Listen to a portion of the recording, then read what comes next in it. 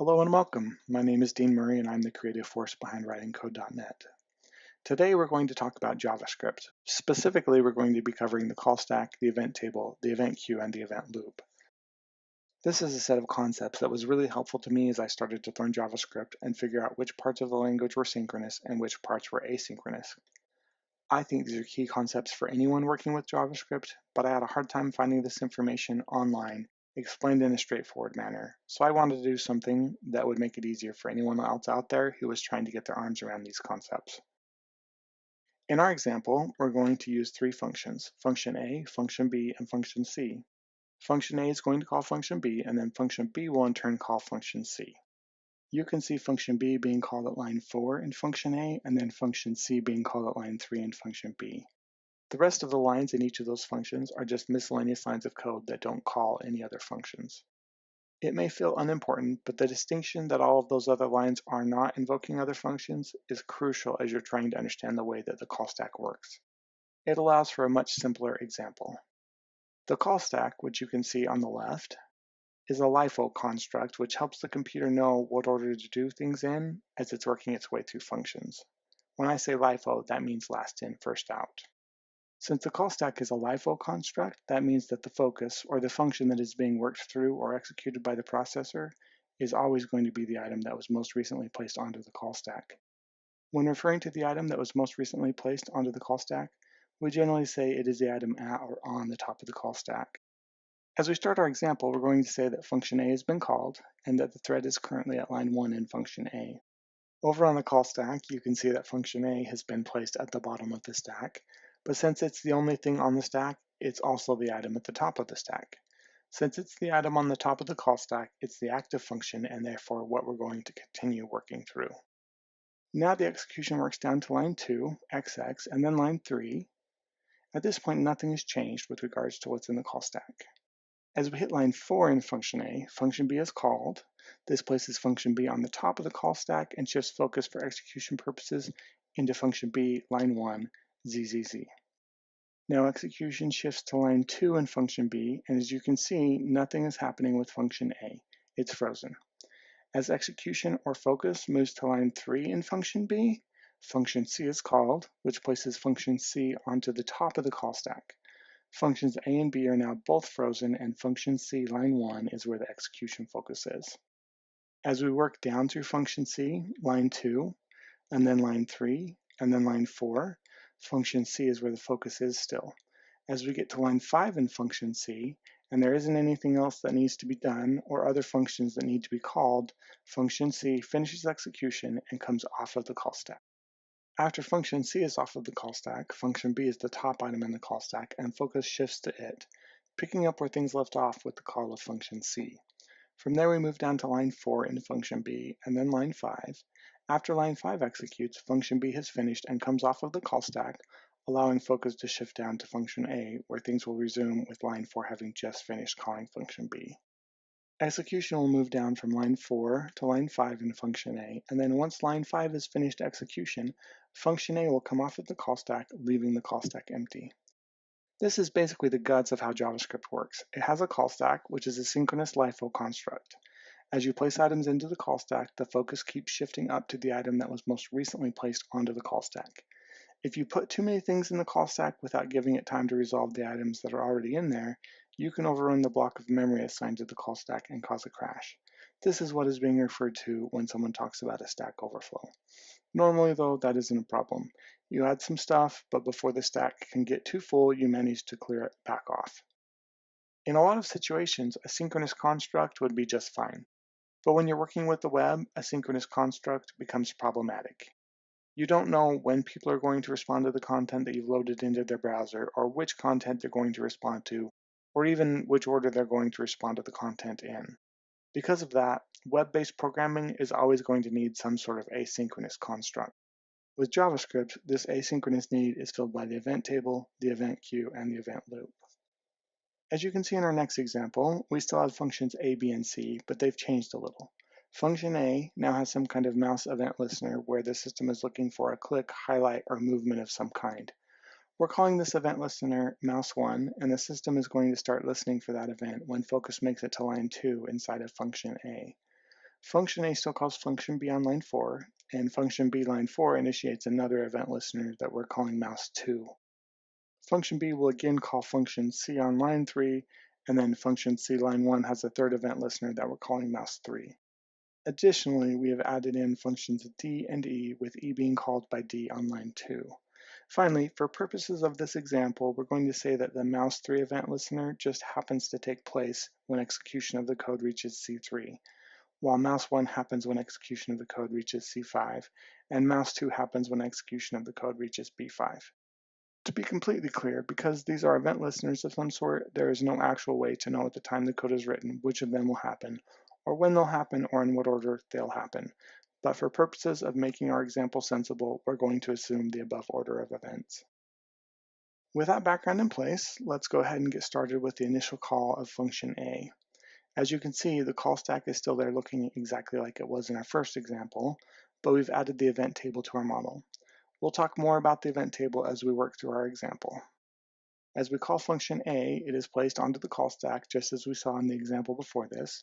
Then, when the execution moves down to line 2, mouse1 is placed onto the event table. In essence, the event table is a holding area for all of the events that the system needs to listen for.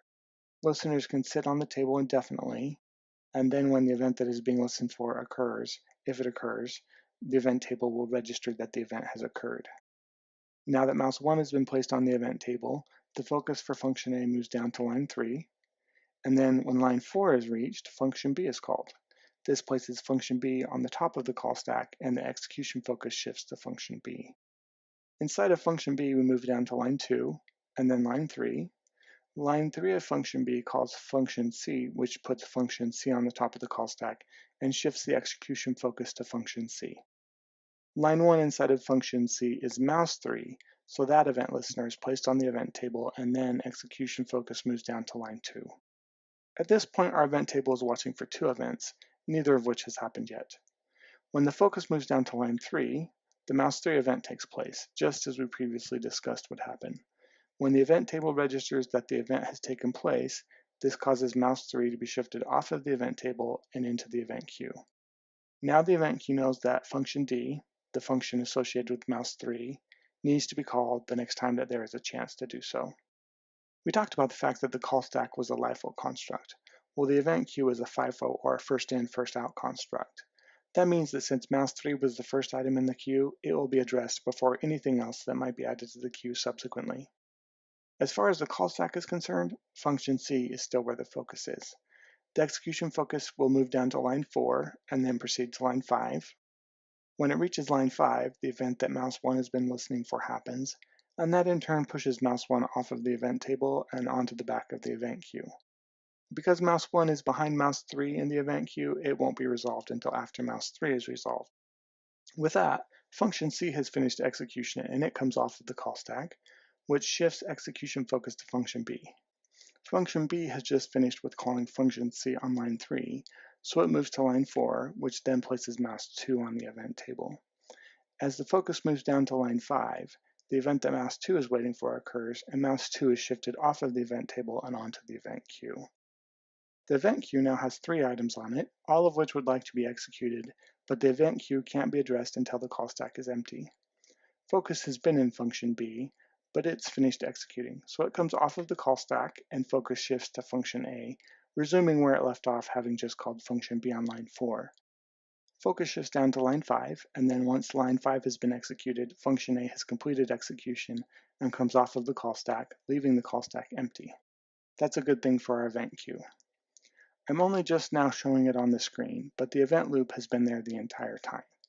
The purpose of the event loop is to watch the call stack and the event queue, and then once the call stack is empty, the event loop pulls the first item off of the event queue and places the associated function onto the call stack. The event loop will have been monitoring the call stack this entire time, watching for it to empty out, and now that function A has come off of the call stack, the event loop grabs mouse3 off of the event queue and puts function D onto the call stack. Now you can see that function D is on the call stack and that the execution focus is on line 1 inside of function D. As the focus moves down to line 2, function E is called and placed on the call stack, moving the focus out of function D and into line 1 of function E. After that, the execution focus moves down to line 2, and then function E finishes execution and comes off of the call stack, returning focus back to function D, where line 2 has just finished calling function E. As focus moves off of line 2 and onto line 3, function D then finishes execution and comes off of the call stack, emptying it out so that the event loop can pull the next oldest item out of the event queue. The event loop sees that the call stack is empty and pulls mouse1 off of the event queue, which in turn tells the event loop to place function D, which was associated with mouse1, onto the call stack. Things proceed as we've already described, with the execution focus moving down to function D until it in turn calls function E, at which point function E is placed onto the call stack and the execution focus shifts to function E. Execution will shift down through function E until it comes off of the call stack and shifts the focus back to function D. The focus will then move through the rest of function D until it has finished execution and comes off of the call stack. Now that the call stack is empty again, the event loop grabs the last item, mouse2, from the event queue and places the associated function, function D again in this example, onto the call stack. Once function D is on the call stack, the execution focus will once again work down to line 2, call function E and place it on the call stack so that the focus can work down through the 2 lines in function E. Once function E has finished execution, it will come off of the call stack, returning focus back to function D. The execution focus will work through function D until function D has been fully executed, and then it will once again come back off of the call stack. At this point, the call stack, the event queue, and the event table are all empty and the program is idle. It's done everything that it has been instructed to do and isn't waiting for anything else to happen. With that all having played out, let's do a quick high-level recap. The call stack is a synchronous LIFO construct. The event queue is also a synchronous construct, but it resolves in a FIFO fashion. The event table is an asynchronous construct. You may have a pretty good idea in what order the first few events will be placed on the event table, but you don't know what order things will go into the event queue.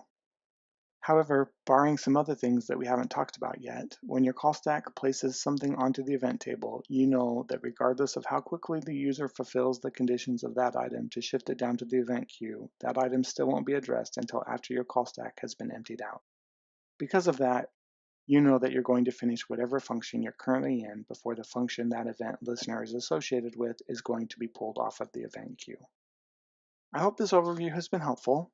If it was helpful and you'd like to see more of these kinds of guides from me, please like this video and share it.